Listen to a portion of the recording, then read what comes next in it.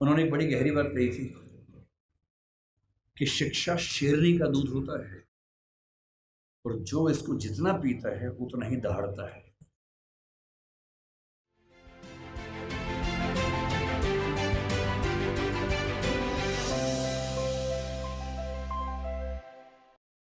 अंबेडकर जी से आपको और हमें क्या सीखना चाहिए? मैं तो अपने हिस्से का सीखता हूं, आपको भी क्या सीखना चाहिए?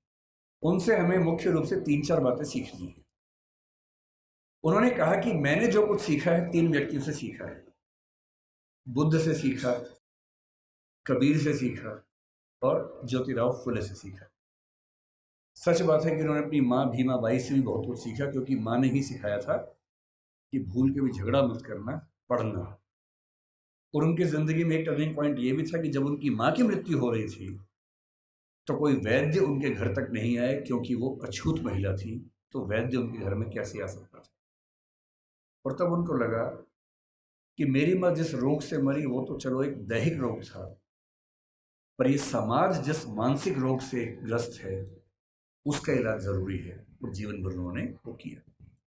पहली बात, उन्होंने एक बड़ी गहरी बात कही थी कि शिक्षा शेरनी का दूध होता है और जो इसको जितना पीता है उतना ही दहाड़ता है। बिना शिक्षित हुए कुछ नहीं हो सकता। और यहां तक कहा कि तुम्हारे पैर में जूते हो ना हो, हाथ में किताब होनी चाहिए। क्योंकि क्योंकि एक जीवन में अगर आप चाहते हैं कई जीवन के बराबर जिंदगी जी के आगे बढ़ना, उसका एक ही रास्ता है, किताबें, पढ़ाई। इसके उदाहरण खुद डॉक्टर अंबेडकर हैं। आपके समाज के पास ना उतना पैसा है, ना उतनी जमीन है, ना उतनी संपत्ति है, ना उतना रसूख है, ना उतनी पॉलिटिकल ताकत है। जिन समुदायों, जिन परिवारों के पास ये सब नहीं होता, उनके पास आगे बढ़ना एक ही रास्ता बचता है, वो है शिक्षा, तालीम। और बहुत सारे ऐसे बच्चे होते हैं जो समाज के पिछड़े समुदाय से आते हैं और उनको इस बात की बड़ी शर्मिंदगी होती है कि मैं पिछड़े समुदाय से हूँ। उनको आरक्षण मिलता है, वो आईएएस बनते हैं, आईपीएस बनते हैं, और आईएएस आईपीएस बनने के बाद कोशिश करते हैं कि उनकी वो पहचान खत्म हो जाए कि वो पिछड़े समुदाय से हैं, और वो किसी उच्च समुदाय के व्यक्ति से शादी ब्याह करके अपने आप को वहां एक्सेप्ट करवा ले किसी तरह से। ऐसी उधेड़-बुन में लग जाते हैं।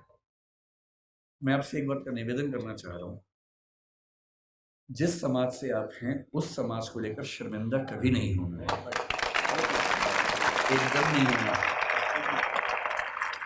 आप सिविल सेवक बनेंगे, नेता बनेंगे, पुलिस वाले बनेंगे, जज बनेंगे, जो भी बनेंगे, आपकी मुख्य जिम्मेदारी संविधान के प्रति है, अपने दायित्वों के प्रति है, एकदम ठीक बात है, उसमें कोई कोताही करनी भी नहीं चाहिए।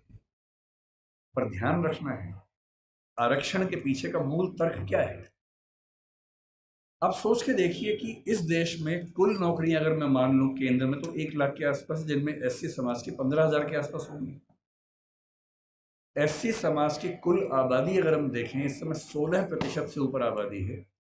अगर 150 करोड़ दिमाग में रखने या 140 करोड़ रखे, तो 23 करोड़ के आसपास आबादी दलित समाज की या एससी समाज की भारत में। 23 करोड़ में से अगर 15,000 लोग नौकरी पा लेंगे, क्या इससे दलित समाज की आर्थिक स्थिति बेहतर हो जाएगी? नहीं होगी, वो तो 15,000 की होगी। तो आरक्षण क्यों दिया जाता है?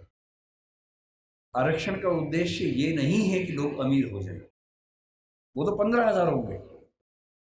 आरक्षण का उद्देश्य ये है कि जब पूरे एक गांव में एक दलित बच्चा या एसटी बच्चा या ओबीसी बच्चा आईएएस बनता है या जज बनता है, उस गांव के हर व्यक्ति को कॉन्फिडेंस आ जाता है कि दिक्कत आएगी तो मेरा छोटा भाई मेरे साथ खड़ा हुआ है, और आपको वो छोटा भाई, छोटी बहन बनना है।